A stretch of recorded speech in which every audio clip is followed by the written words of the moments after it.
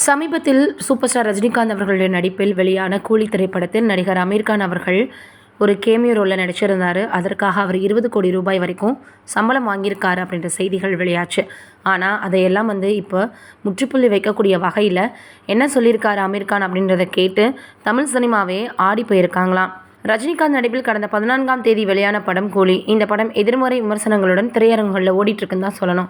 லோகேஷ் கனகராஜ் இயக்கத்தில் உருவான படம் தானா இது அப்படின்னு ரசிகர்கள் கலாய்த்து வராங்க. படம் முழுவதும் லாஜிக் ஓட்டைகள் நூற்றுக்கணக்கில் இருப்பதாக விமர்சிக்கப்படுது.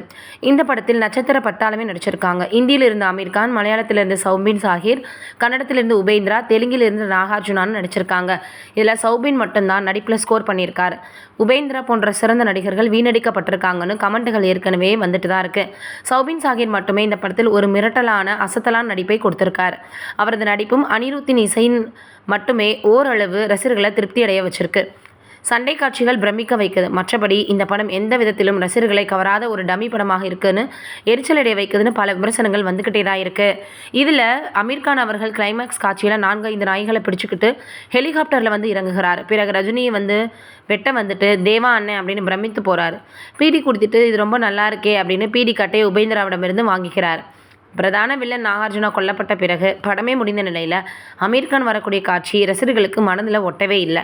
இந்த கேமியோ காட்சியில் நடிகர் அமீர் கான் 20 கோடி வரைக்கும் சம்பளம் வாங்கியதாக சொல்லப்படுது.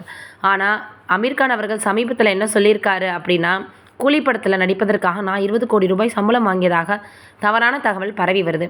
நடிகர் ரஜினிகாந்த் மீது அதிக அன்பும் மிகப்பெரிய மரியாதையும் வச்சுருக்கேன். அவரோட நான் நடித்ததே பரிசு தான். அதனால தான் சம்பளம் எதுவுமே வாங்கிக்கலை.